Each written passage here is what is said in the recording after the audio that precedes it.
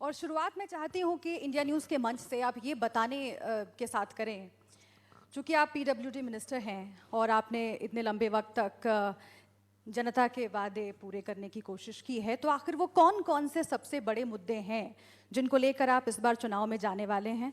क्योंकि आपके अब प्रतिद्वंदियों की संख्या बहुत ज़्यादा बढ़ गई है। अकाली और बीजेपी तो हैं ही, आम आदमी पार्टी के अरविंद केजरीवाल आपको मालूम है हर रोज़ घूम रहे हैं और उनका यही कहना है कि डिलीवर नहीं किया गया और कैप्टन साहब को लेकर के बहुत एंटी इनकम्बेंसी थी।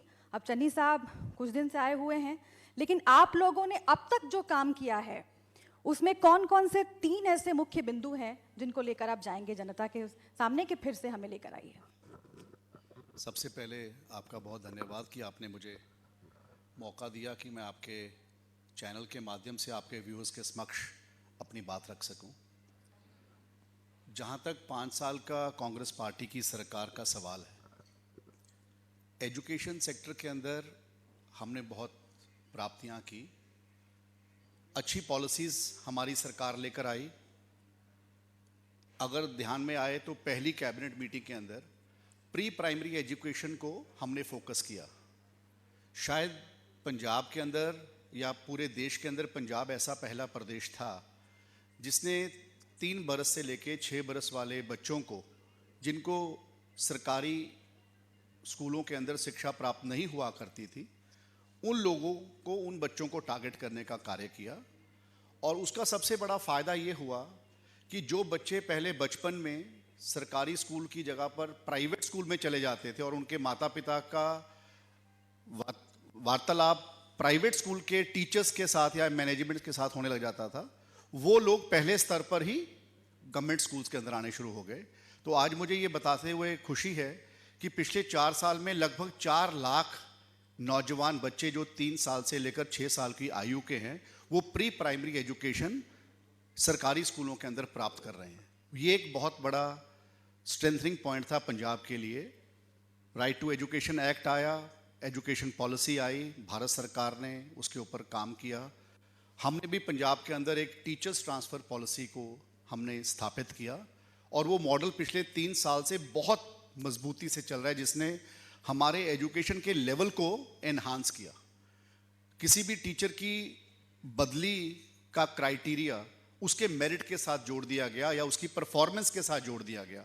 तो कोई भी टीचर जो हमारे डिपार्टमेंट की बैकबोन है, जो हमारे पंजाब के भविष्य के जो नागरिक हैं, बच्चे हैं, उनकी ज़िंदगी को ट्रांसफॉर्म करने के लिए काम करते हैं और उन लोगों को उनकी काबिलियत के माध्यम से हमने ट्रांसफ़र करने का काम शुरू किया। I think that was a very very big strengthening point, जिसके साथ हमारे एजुकेशन का लेवल ऊंचा हुआ। स्मार्ट स्कूल पॉलिसी आई, recruitment of teachers on 100% on merit आई, जिसके साथ परफॉर्मेंस ग्रेडिंग इंडेक्स जो भारत सरकार की मिनिस्ट्री ऑफ एचआरडी ने एवेल्युएशन किया, उसके अंदर पूरे हिंदुस्तान के अंदर पंजाब को पहला दर्जा मिला, पंजाब के सरकारी स्कूलों को पहला दर्जा मिला। बहुत अच्छी बात आपने कही मंत्री जी, और शुरुआत आपने एजुकेशन से की है, ये बहुत अच्छी बात है क्योंकि यूथ के लिए इससे ज़्यादा इंपॉर्टेंट सब्जेक्ट और क्या हो सकता है। लेकिन दिल्ली की आम आदमी पार्टी जो है, उनका भी फोकस एजुकेशन पर, शिक्षा क्षेत्र पर बहुत रहता है और आज मनीष सिसोदिया भी इस मंच का हिस्सा बनेंगे। आप लोगों ने भी उनको चैलेंज किया, वो पूरी लिस्ट लेकर आ गए। उनका ये कहना है कि दिल्ली में जिस तरीके से स्कूलों पर काम हुआ है वैसा पंजाब के अंदर नहीं हो पाया है। तो उनका ये जो चैलेंज है और अलग अलग जगहों पर जाकर लोगों से मिलकर वो जो एक परसेप्शन क्रिएट करने की कोशिश कर रहे हैं कि दिल्ली के स्कूल ज़्यादा अच्छे हैं, यहाँ पर उतना बेहतर काम नहीं हुआ है, उससे आप कैसे निपटेंगे? सबसे पहले तो मैं आम आदमी पार्टी के जो एजुकेशन मिनिस्टर हैं उनको कहना चाहता हूँ कि एजुकेशन एक ऐसा सब्जेक्ट है जो अकाली दल, कांग्रेस पार्टी और आम आदमी पार्टी के साथ जुड़ा हुआ नहीं है, वो हमारे पंजाब के बच्चों के भविष्य के साथ जुड़ा हुआ है।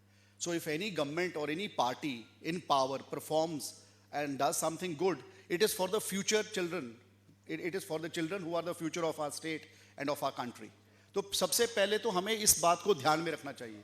और जहाँ तक वो बहुत बड़ी बड़ी बातें करते हैं, मैं उनसे ये कहना चाहता हूँ कि आम आदमी पार्टी की जो दिल्ली की सरकार है, वो केवल 1250 स्कूल चलाती है और पंजाब के अंदर पंजाब की सरकार 19,000 स्कूल चलाने का कार्य करती है। जहाँ तक अपग्रेडेशन की बात है, हम लोग अपने बजट्स के ऊपर पब्लिसिटी के ऊपर हमने बजट्स को उतना पैमाने पे खर्च नहीं करते जितने पैमाने पे वो खर्च करते हैं, क्योंकि वो जो 1200 स्कूल के अंदर में से अगर उन्होंने 300 या 400 स्कूलों को अपग्रेड किया, वो केवल उसी को दिखा के ये शो करते हैं कि हमने दिल्ली के अंदर इतना बड़ा मॉडल क्रिएट कर दिया. और if you look at from the perspective of population और children studying in the government schools of Delhi and children studying in the government schools of Punjab, then you will see what is the difference. तो कहने का भाव ये है कि उन्होंने कुछ किया, अगर उन्होंने कुछ अच्छा किया शायद उन्हीं की सरकार तभी दोबारा रिपीट हुई उन्हीं के क्षेत्र के अंदर. उन्होंने तो बहुत बड़ा काम हेल्थ स्ट्रक्चर, यानी कि आप मान रहे हैं कि उनके काम की वजह से वो वापस आए फिर से? नहीं, मैं कह रहा हूँ कि हो सकता है कि लोगों ने उनको उस वक्त देख के डाल दिया हो. उन्होंने तो हेल्थ में भी बड़ा काम किया था. वो कहते थे हमने हेल्थ में मोहल्ला क्लिनिक खोलकर हमने पूरे दिल्ली की तस्वीर को बदल दिया. पर कोविड में क्या हुआ? कोविड के अंदर जो हालत दिल्ली की हुई, हम सब समझते हैं कि पूरे देश के अंदर शायद ऐसी हालत कहीं और नहीं हुई जो दिल्ली की हुई. शायद टीवी भी खोल के देखने का दिल नहीं करता था उस वक्त. ऐसी तरह की भावनाएं लोगों के मन में थी. तो कहने का मकसद है कि हमें जहां से हमने उठाया था, हमारे से पहले भी लोगों की सरकार थी यहाँ पर, जहां पर हमारे को जो मिला, एजुकेशन एक ऐसा सेक्टर है उसके अंदर there is always a scope of improvement. क्योंकि आप लोगों की और बच्चों की जिंदगी को बदलने का काम कर रहे हैं. You are trying to infuse in your energy and your effort to try and transform the change of the lives of children who are the future of your state. So मैं ये समझता हूं कि जो पॉलिसीज हम लेकर आए, recruitment को 100% मेरिट के ऊपर किया, टीचर ट्रांसफर पॉलिसी को किया, स्मार्ट स्कूल पॉलिसी लेकर आए, डिजिटल एजुकेशन हमने किया, भारत सरकार का जितना पैसा कन्वर्जेंस के माध्यम से स्टेट गवर्नमेंट को एजुकेशन सेक्टर में आता है उसको 100% यूटिलाइज किया, सो दैट हर क्लासरूम को डिजिटाइज कर सकें, हर क्लासरूम के अंदर बच्चों के लिए एलईडी और प्रोजेक्टर लगा सकें, बच्चों को प्रॉपरली लेसन्स जा सकें. और यही एक कारण था कि हम कोविड के अंदर कोई भी लोग तैयार नहीं थे कि हम कोविड को कैसे हैंडल करेंगे online. May be private schools ready थे, प्राइवेट स्कूल्स की मैनेजमेंट या बच्चों के पास गैजेट्स की कैपेसिटी थी, लेकिन हम लोग बिकॉज हमारा डिजिटाइजेशन चल रहा था, डिजिटल एजुकेशन को हम फोकस कर रहे थे. नौजवान जो बच्चे हमारे 12वीं कक्षा में पढ़ते थे, हमने उनको मौके पर स्मार्टफोन्स दिए ताकि वो बच्चे दूसरे स्कूलों से कॉम्पीट कर सकें. तो आई थिंक ये सारे चीज़ें एक ऐसा मुद्दा था जिसकी वजह से हम पंजाब को पहले स्तर पर एजुकेशन सेक्टर के अंदर लेके जा सके. एजुकेशन के साथ साथ आपने हेल्थ की बात की, और स्वास्थ्य जो है उसका सीधा जुड़ाव प्रदूषण से है. और पोल्यूशन की बात दिल्ली से लेकर पंजाब तक, हरियाणा तक बहुत ज़्यादा आजकल हो रही है, इससे लोग इत्तेफाक रखते होंगे. अरविंद केजरीवाल की पार्टी ये कह रही है कि पोल्यूशन को कम करने के लिए, या फिर जो किसान हैं, चूँकि उन्हीं पर सारा ब्लेम आता है कि वो पराली जलाते हैं और उसकी वजह से प्रदूषण होता है, वो दिल्ली तक पहुँचता है, किसानों को इस तरीके से एम्पावर करना ज़रूरी है ताकि उनके पास संसाधन हो, पराली ना जलाएं. तो क्या करें? अब उनका ये कहना है कि उनकी पार्टी की सरकार अगर आती है तो बायो डिकम्पोजर जो है वो किसानों को मुफ्त दिया जाएगा, उसका छिड़काव करें ताकि वो जो बची हुई फसल है वो गल जाएगी और पराली जलाने की ज़रूरत नहीं पड़ेगी. उनका ये कहना है कि इस तरह के इंतज़ाम अभी तक पंजाब सरकार ने किए ही नहीं. जहाँ तक एक बायोडिग्रेडेबल की आपने बात की है, बहुत सारी टेक्नोलॉजी के साथ साथ नई नई चीज़ें वक्त वक्त पे आती हैं. पहले जो पराली का वेस्ट होता था जो यूटिलाइज नहीं करते थे क्योंकि उसके साथ किसान को ज़्यादा इनपुट लगता था उसको निकालने का. अब ऐसी मशीन्स आ गई हैं, बेल्स बनने लग गई हैं, वो बेल्स के माध्यम से वो जो पराली का वेस्ट है वो भी किसान का बिकने लग गया. बहुत सारे पंजाब के खेतों में अभी लोग उस पराली के वेस्ट को यूटिलाइज कर रहे हैं, उसको सेल कर रहे हैं. बहुत सारा इक्विपमेंट्स ऐसा है जो भारत सरकार और पंजाब सरकार ने अपनी सपोर्ट सिस्टम के साथ लोगों को सब्सिडाइज मैनर में दिया ताकि लोग वो चीज़ों को यूज़ करें और किसान को पराली को आग ना लगानी पड़े, एनवायरनमेंट ना ख़राब हो. तो कहने का मकसद है कोई जो नई टेक्नोलॉजीज आती हैं, पंजाब गवर्नमेंट आज 6,000 से भी ज़्यादा करोड़ रुपए की सब्सिडी किसान के मोटर के बिल के ऊपर दे रही है. किसान पंजाब के अंदर किसान के मोटर का बिल नहीं आता. अगर इसके आंकड़े को दिल्ली की सरकार से आप वैल्यूएट करोगे तो अगर केजरीवाल साहब ये कहते हैं कि हम किसान की सपोर्ट हम एक बायो सिस्टम लगा के करेंगे ताकि उसको जलानी ना पड़े, हम तो किसान को सपोर्ट कई बरसों से कर रहे हैं ताकि किसान को फ्री पावर मिले, किसान को सपोर्ट मिले और किसान अपनी फसल बीजे. बिकॉज इनपुट कॉस्ट बढ़ रहा है और उसकी फसल का जो दाम है उसको उतने पैमाने पर नहीं मिलता जिस पर. तो कहने का भाव है लेकिन एक छोटा सा सवाल सर बीच में, क्योंकि आपने कई सारे फैसले गिनवाए और मैं मानती हूँ कि पिछले कुछ दिनों में बहुत सारे फैसले पंजाब की जनता के लिए पर मैं आपसे ये कहना चाहता हूँ, ये पिछले कुछ दिनों का फैसला नहीं है। जो मैं 6,000 करोड़ रुपए का बिजली का सब्सिडी के आंकड़े की बात कर रहा हूँ, ये पंजाब की सरकार कई बरसों से किसान भाइयों को दे रही है, ये समझकर कि उनको जो इनपुट कॉस्ट है वो बढ़ गया है और जो उनको एमएसपी मिलता है वो उतने अच्छे पैमाने का नहीं मिलता जितना उनको मिलना चाहिए। इसलिए ये पंजाब की सरकार ने 6,000 करोड़ की सब्सिडी सिर्फ किसान भाइयों की मोटर पर कई बरसों से भाइयों को दी हुई है। तो मेरा मानना यह है कि केजरीवाल जी आकर एक बात करते हैं, ये सोचते हैं कि मैं किसानों को मदद कर दूंगा। वो उस वक्त कहाँ चले गए थे जब 3 किसान के बिल्स आए थे और उन्होंने अपनी विधानसभा के अंदर उनको रेटिफाई करने के लिए मुद्दा डाल दिया था, मता डाल दिया था। तो कहने का भाव है कि हर रोज मंच पर आकर एक नई चीज कह देना, लेकिन वो और वो कह रहे नई हैं चीज कि आप लोगों ने देखा देखी किया है, क्योंकि वो पहले आकर के जो दिल्ली में भी उनका मॉडल है कि फ्री बिजली फ्री पानी और उसका जिक्र मंचों से कर रहे थे, फिर अगले दिन चन्नी साहब सामने आते हैं, वो कहते हैं हम पेट्रोल डीजल के दाम कम कर रहे हैं, हम बिजली की दरें कम कर रहे हैं। तो पहले से आप नहीं कर रहे थे, उनका कहना है चुनाव से ठीक पहले, और वो भी उनको कॉपी करते हुए आपने किया है। आंकड़ा ये कहता है मैडम कि कई बरसों से दिल्ली वाले लोग कितनी बिजली फ्री दे चुके हैं, उसका क्वांटम एसेस करो। मैं फिगर तो नहीं देना चाहता बिकॉज मल्टीपल लेवल की फिगर्स होती हैं, मल्टीपल कंज्यूमर्स होते हैं, मल्टीपल लेवल ऑफ कंज्यूमर्स होते हैं। 200 यूनिट तक अलग तक का रिबेट है, 400 यूनिट तक अलग रिबेट है, 700 यूनिट तक अलग अलग रिबेट है। मैं ये कहना चाहता हूँ कि अगर केजरीवाल जी ये सोचते हैं कि पंजाब के अंदर उनका मॉडल देखकर हम बिजली फ्री दे रहे हैं, ये तो पंजाब का बिजली बोर्ड का आंकड़ा बताएगा कि कितने सालों से किसानों की मोटर के ऊपर फ्री बिजली पंजाब की सरकार दे रही है। तो कहने का भाव है उनकी हर चीज़ को कहना, उनकी तरफ से हर बात को रखना और ये कहना कि जो वो कर रहे हैं सिर्फ वही सही है। मैं समझता हूँ कि आंकड़ों के माध्यम से अगर आप देखोगे तो वो बात सही नहीं निकलेगी, क्योंकि हर रोज़ आकर पंजाब में आकर दौरा लगाना और कहना और चले जाना, that is no way to understand the pulse of Punjab. Punjab की पल्स को समझने के लिए आपको पंजाब के लोगों के बीच रहकर उनकी समस्याओं को, उनके मुद्दों को समझना पड़ेगा, और जब तक आप उनको समझोगे नहीं तब तक आप उनके ऊपर काम नहीं कर सकोगे। और मैं ये ज़ोरदार तरीके से कहना चाहता हूँ, they have a party in Delhi, they should understand the issues of Punjab, they fought the election last time, they can come and fight the election this time. People of Punjab will tell them which party they would like to come, they would like to have as their government. तो मैं ये ज़रूर समझता हूँ कि कुछ चीज़ें होंगी जो हमारी सरकार से भी हम पूरी नहीं कर पाए होंगे पिछले 5 बरस में।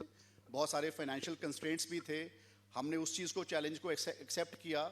उसके बाद बहुत सारा काम ऐसा भी था जो हमारे रूरल लिंक रोड्स को लेकर था कि बहुत सारे लोगों को तकलीफ थी, उसके ऊपर भी करने की ज़रूरत थी। हर चीज़ को हमने ट्रैक पे लाने की कोशिश की है, चाहे वो सेहत की बात है, चाहे शिक्षा की बात है, चाहे सड़क की बात है, चाहे स्पोर्ट्स की बात है।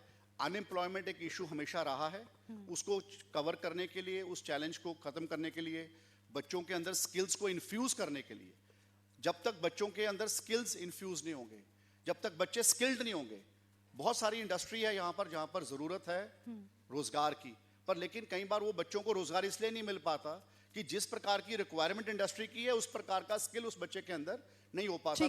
तो मैं एक जो फाइनल पॉइंट मैं कहना चाह रहा था कि we have already try to establish a skill university in Punjab.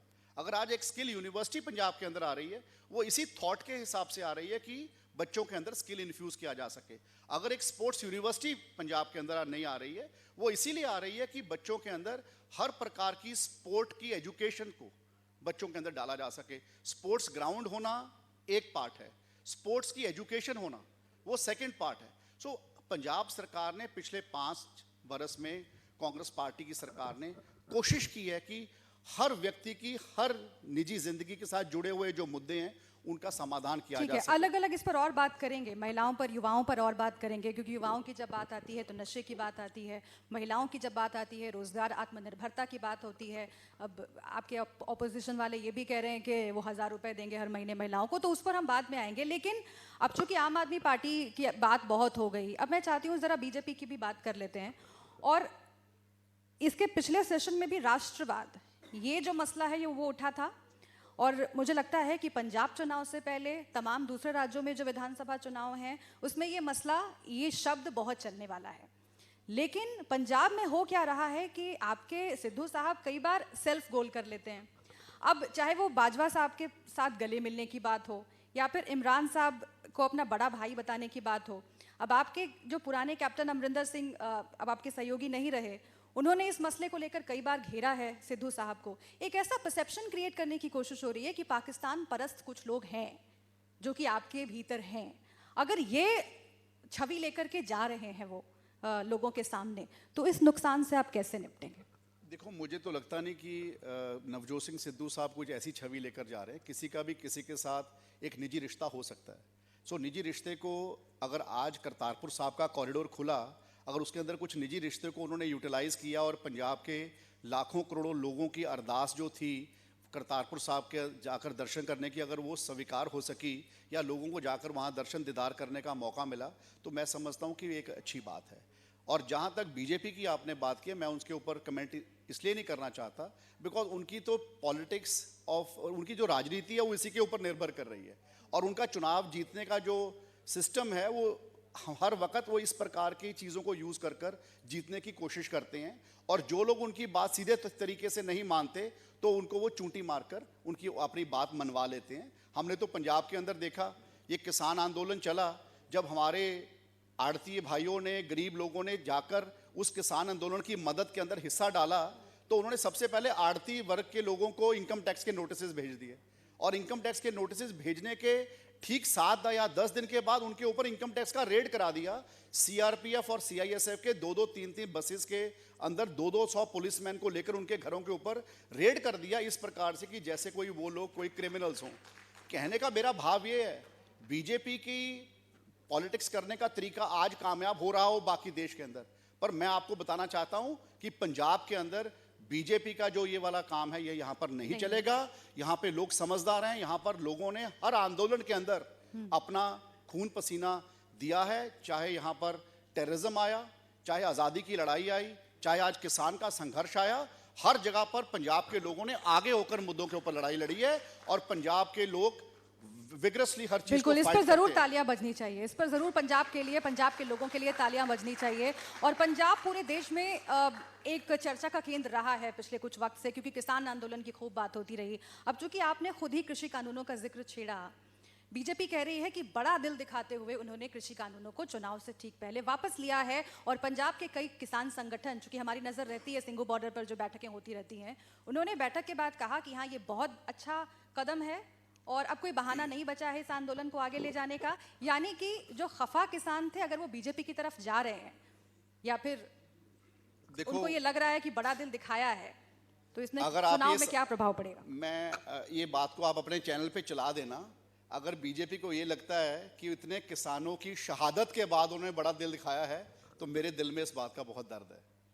ये तो सोचने की बात है। उन्होंने तो आज तक कभी किसी किसान की जो शहादत हुई है उसके ऊपर निंदा भी प्रकट नहीं की। उन्होंने आज तक कभी उसके ऊपर अपने कंडोलेंसेस भी शेयर नहीं किए। मोदी जी हर रोज ट्वीट करते हैं। क्या मोदी जी को जब कोई किसान इस संघर्ष के अंदर, लोकतंत्र के अंदर लड़ाई लड़ रहा था, अपनी आवाज को उठा रहा था, पूरा देश का किसान जो अपने पेट को भरने के लिए, अपने पेट को भरने की कभी परवाह नहीं की, उसने हमेशा देश के पेट को भरने की डे वन से कोशिश की और हमेशा अपने आप को भूखा रखकर देश का पेट भरे, इसके ऊपर काम किया। आज अगर वो किसान पीड़ा में था, अगर वो किसान बॉर्डर के ऊपर संघर्ष करता हुआ भगवान के घर जा रहा था, क्या किसी भी बीजेपी के बड़े लीडर ने उसके ऊपर निंदा या उसके ऊपर कंडोलेंसेस प्राप्त किया? नहीं किया। और अगर आज ये कहना हुआ, अगर आज कोई आदमी ये कहे कि हमने बड़ा दिल कर 3 काले कानून को वापस ले लिया, आप ये समझिए पंजाब में जो हुआ वो हुआ, लखीमपुर में क्या हुआ? आज बड़ा दिल की बात है तो क्यों नहीं मिश्रा जी का इस्तीफा उन्होंने आज तक मंजूर किया, अगर वो इतना ही बड़ा दिल किसान भाइयों के लिए करना चाहते हैं। और मैं आपसे ये कह रहा हूं, आप देखोगे आने वाले चुनाव के अंदर कि बीजेपी को पंजाब के लोग बताएंगे कि उनका स्थान क्या है, क्योंकि ये पंजाब की वो ताकत है जिन्होंने पूरे हिंदुस्तान के अंदर ये मैसेज दिया है कि अगर कोई लोग हमारे बिना बातचीत, किसान के कानून हो सकता है अच्छे हों उनकी निगाह में, पर जिन लोगों के ऊपर वो कानून लग रहा है, अगर आप उनसे बातचीत करने के बिना उस कानून को स्थापित कर रहे हो या बना रहे हो, तो मैं समझता हूँ ये बहुत गलत बात है। ठीक है, एक वक्त हमारे पास चूंकि कम है, इसीलिए महिलाओं की बात जरा जल्दी से कर लेते हैं, क्योंकि महिलाओं को रोजगार दिया जाए, महिलाएं सशक्त हों, इसको लेकर सभी पार्टियां दावे तो करती हैं। आम आदमी पार्टी ने कहा है कि 18 साल से ज़्यादा उम्र की हर महिला को 1,000 रुपये उसके अकाउंट में दिए जाएंगे जब उनकी सरकार आएगी तब। लेकिन इसको लेकर मतभेद हैं कि आखिर महिलाओं के सशक्तिकरण का मॉडल हो क्या। प्रियंका गांधी उत्तर प्रदेश में ये ऐलान कर चुकी हैं कि 40% जो टिकट हैं वो दिए जाएंगे महिलाओं को। तो आपको लगता है कि पंजाब में भी इस तरह का कोई फैसला होना चाहिए, कोई पहल होनी चाहिए महिलाओं के लिए? आपके खाते में क्या है? जहाँ हमारा तो जो हमारा पिछले 5 साल का काम है ना वो बोलते हैं, या हमारी जो कांग्रेस पार्टी की आइडियोलॉजी है राजीव गांधी जी के वक्त से चली आ रही है, राहुल जी आज हमारी पार्टी का नेतृत्व कर रहे हैं, सोनिया जी कर रही हैं, तो उससे हमारी चली आ रही है प्रथा। आपको बता देते हैं कि आपके व्यूअर्स को बता देते हैं, पंचायती राज सिस्टम्स के अंदर रिजर्वेशन आया तो कांग्रेस पार्टी लेकर आई, और पिछले 5 साल के अंदर अगर हमारे यहाँ पर म्युनिसिपल कमेटी के चुनाव हुए उसके अंदर 50% रिजर्वेशन करने की बात की तो कांग्रेस पार्टी ने महिलाओं को एमसी बनाने का काम पंजाब के अंदर कांग्रेस पार्टी ने किया। आज केजरीवाल जी 1,000 रुपए की बात लेकर आए हैं या विमेन एम्पावरमेंट करने की बात लेकर आए हैं, देंगे नहीं देंगे, सबसे पहले तो मुद्दा ये है कि पंजाब की जनता उनको मैंडेट देगी कि नहीं देगी। उनकी किस प्रकार से, उनकी दो, राजा जी बोल के गए हैं मेरे कॉलीग, उनकी किस प्रकार की 2 तरह की राजनीति रही है, दोनों पल के पहलू रहे हैं उनके, वो सबको मालूम है।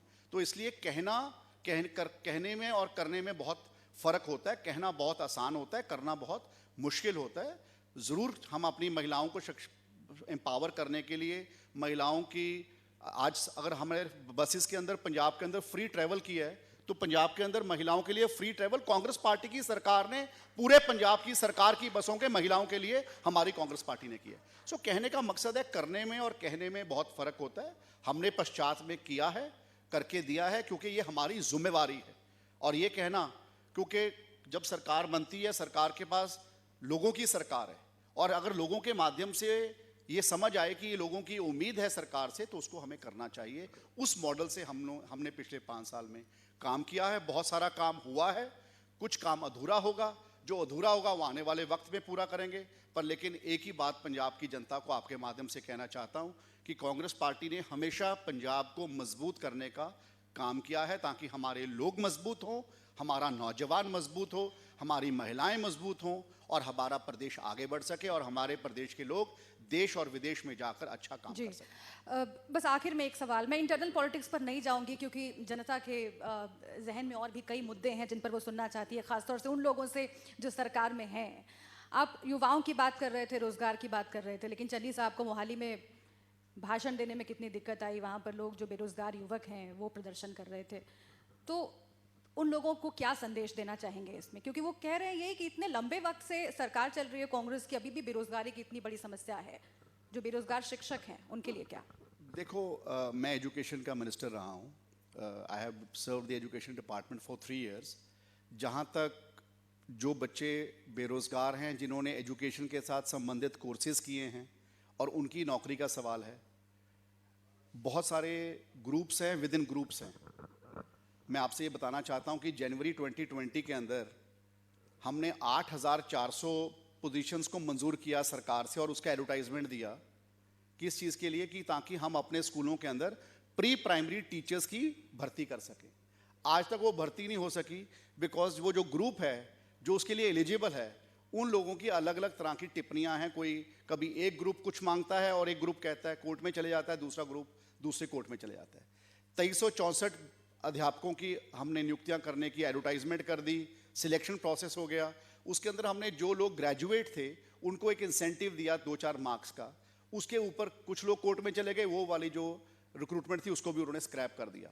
हमारा एक ही मकसद है, हमारे एनरोलमेंट हो, मेरिट के ऊपर हो, 100% उस प्रकार से हो, ताकि वो लोग हैं जिन अध्यापकों ने आकर हमारे पंजाब के सरकारी स्कूलों में पढ़ने वाले बच्चों को पढ़ाना है और उनकी ज़िंदगी को ट्रांसफॉर्म करना है।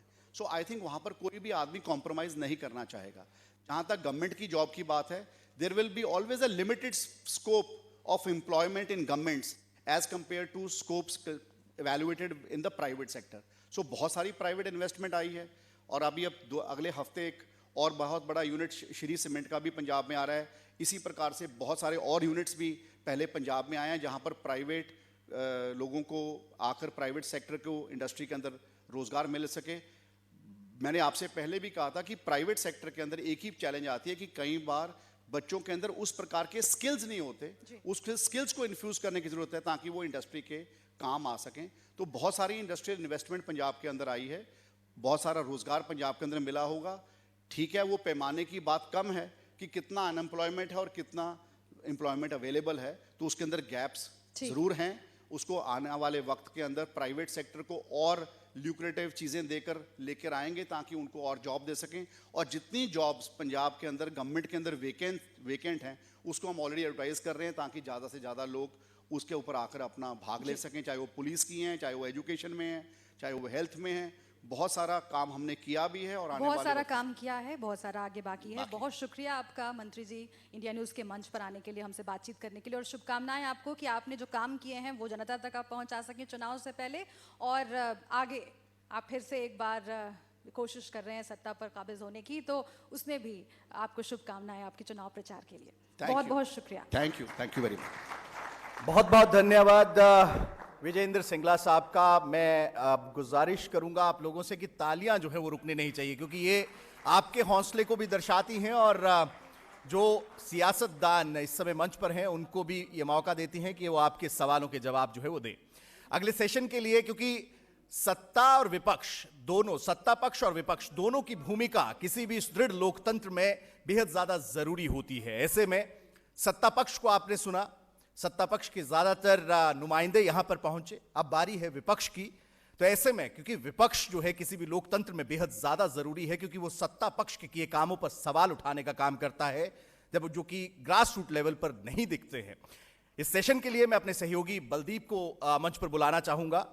और लाजमी सी बात है कि पंजाब है और ऐसे में पंजाबी के साथ साथ क्योंकि हिंदी और तमाम चर्चा जो है वो चल रही है, तो ऐसे में दलजीत सिंह चीमा साहब को जोरदार तालियों के साथ आप स्वागत करिए, क्योंकि विपक्ष की भूमिका में है, पूर्व मंत्री रहे हैं और ऐसे में इनका विजन क्या है, सत्ता पक्ष के किए कामों को किस तरह से देखते हैं, क्योंकि पंजाब की सियासत किस करबट बदलती है, पल दर पल बदलती है, ये आपने पूर्व के 1-2 महीनों में देखा है। ऐसे में अकाली दल, शिरोमणि अकाली दल किस तरह से आगे बढ़ रहा है और विपक्ष की भूमिका को लेते हुए 2022 में क्या कुछ तैयारी है। Over to you Baldeep.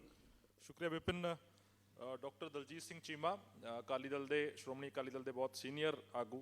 Cheema साहब बहुत बहुत स्वागत है इंडियन। ਮਿਹਰਬਾਨੀ ਜੀ। ਚੀਮਾ ਸਾਹਿਬ 2017 ਦੇ ਵਿੱਚ ਜਿਹੜੀ ਚੋਣਾਂ ਹੋਈਆਂ ਉਸ ਦੇ ਵਿੱਚ ਤੁਹਾਡੀ ਕਾਰਗੁਜ਼ਾਰੀ 'ਚ ਕਮੀ ਰਹੀ ਜਾਂ ਵਿਰੋਧੀ ਧਿਰ ਦਾ ਪ੍ਰਚਾਰ ਜ਼ਿਆਦਾ ਰਿਹਾ? ਦੇਖੋ ਗੱਲ ਇਹ ਹੈ ਕਿ ਇੱਕ ਤਾਂ ਇਹ ਇਤਿਹਾਸ ਦਾ ਹਿੱਸਾ ਹੈ ਕਿ ਪਹਿਲੀ ਵਾਰ 70 ਸਾਲਾਂ ਦੇ ਆਜ਼ਾਦੀ ਤੋਂ ਬਾਅਦ ਦੇ ਇਤਿਹਾਸ ਦੇ ਵਿੱਚ ਪੰਜਾਬ ਦੇ ਵਿੱਚ ਕੋਈ ਗਵਰਨਮੈਂਟ ਰਿਪੀਟ ਹੋਈ। ਨਹੀਂ ਤਾਂ ਉਸ ਤੋਂ ਪਹਿਲਾਂ ਜਦੋਂ ਵੀ ਇਲੈਕਸ਼ਨ ਹੁੰਦੀ ਸੀ ਇੱਕ ਵਾਰੀ ਇੱਕ ਪਾਰਟੀ ਆ ਜਾਂਦੀ ਸੀ, ਉਸ ਤੋਂ ਬਾਅਦ ਦੂਜੀ ਪਾਰਟੀ ਆਈ। ਪਰ ਇਹ ਮੈਂ ਸਮਝਦਾ ਕਿ ਸਰਦਾਰ ਪ੍ਰਕਾਸ਼ ਸਿੰਘ ਬਾਦਲ ਸਾਹਿਬ ਦੀ ਚੰਗੀ ਕਾਰਗੁਜ਼ਾਰੀ ਦਾ ਨਤੀਜਾ ਸੀ ਕਿ ਪਹਿਲੀ ਵਾਰੀ 70 ਸਾਲਾਂ ਦੇ ਇਤਿਹਾਸ ਦੇ ਵਿੱਚ ਪੰਜਾਬ ਦੇ ਵਿੱਚ ਇੱਕੋ ਗਵਰਨਮੈਂਟ ਰਿਪੀਟ ਹੋਈ ਤੇ ਉਹ ਸੀ ਸ਼੍ਰੋਮਣੀ ਅਕਾਲੀ ਦਲ ਤੇ ਬੀਜੇਪੀ ਦੀ ਗਵਰਨਮੈਂਟ।